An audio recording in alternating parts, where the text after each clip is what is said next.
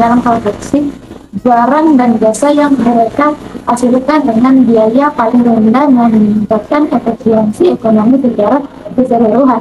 Kedua, akses ke pasar yang lebih luas. Perdagangan internasional membuka akses ke pasar yang lebih luas, memungkinkan produksi untuk menjual produksi mereka di luar pasar domestik. Tiga, peningkatan standar hidup.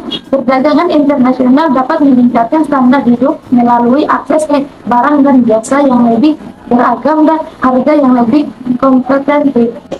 Empat, inovasi dan transfer teknologi. Persaingan global mendorongkan inovasi dan transfer teknologi antara negara, meningkatkan produktivitas dan daya saing. 5. Spesialisasi dan ekonomi skala.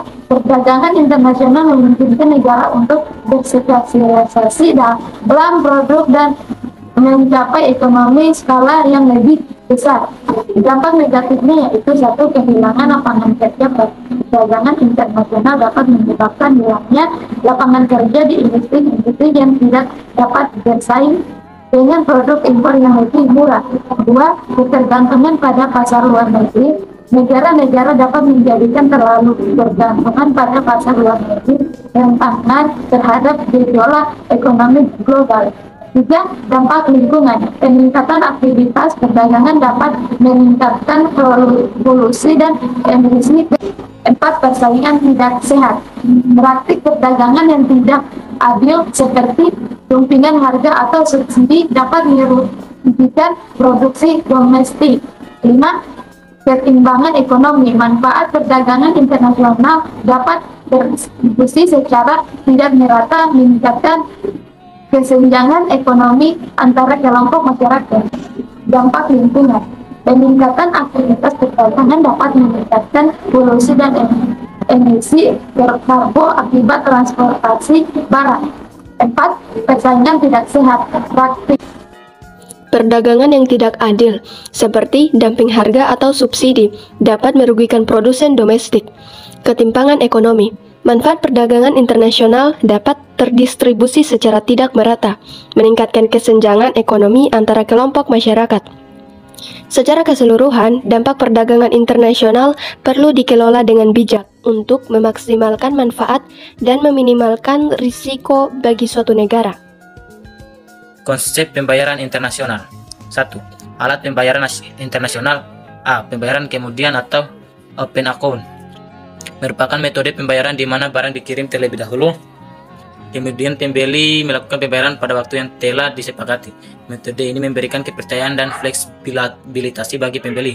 B. Commercial Bill of Exchange adalah instrumen pembayaran berupa surat berharga yang diterbitkan oleh penjual atau eksportir dan harus dibayar oleh pembeli importir pada saat jatuh tempo untuk menunda pembayaran. Letter of Credit merupakan jaminan pembayaran yang diterbitkan oleh bank atas permintaan pembeli atau kepada penjual eksportir atau menjamin pembayaran akan dilakukan jika persyaratan yang ditetapkan terpenuhi. Biasanya dilakukan antara dua pihak yang saling membutuhkan barang masing-masing.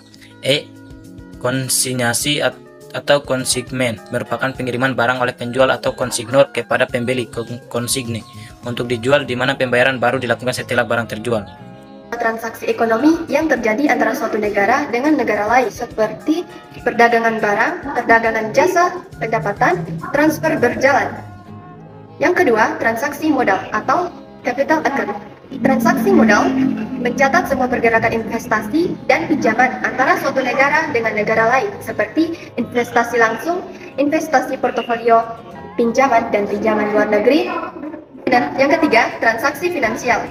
Transaksi ini mencatat perubahan kepemilikan aset dan kewajiban finansial suatu negara terhadap luar negeri, termasuk cadangan devisa. Jenis-jenis neraca pembayaran. Yang pertama, neraca perdagangan atau trade balance. Hal ini merupakan selisih antara nilai ekspor dan impor barang. Yang kedua, neraca jasa atau service balance. Neraca jasa adalah selisih antar nilai ekspor dan impor jasa. Yang ketiga, neraca pendapatan atau income balance. Neraca pendapatan merupakan selisih antara pendapatan yang diterima dari luar negeri dan yang dibayarkan ke luar negeri. Yang keempat, neraca transfer berjalan atau current transfers balance. Hal ini merupakan selisih antara transfer yang diterima dari luar negeri dan dibayarkan ke luar negeri. Yang kelima, neraca transaksi berjalan atau current account balance. Neraca transaksi berjalan merupakan gabungan dari neraca perdagangan, jasa, pendapatan, dan transfer berjalan. Yang keenam, neraca modal dan finansial atau capital and financial account balance. Hal ini merupakan kegiatan mencatat perubahan kepemilikan aset dan kewajiban finansial terhadap luar negeri. Cukup sekian materi yang dapat kami bawakan. Kurang dan lebihnya mohon dimaafkan. Kami ucapkan terima kasih sekali lagi, dan semoga dengan adanya materi yang kami bawakan mengenai perdagangan internasional ini, kita dapat lebih tahu lagi dan lebih bijaksana lagi dalam menjadi konsumen atau produsen.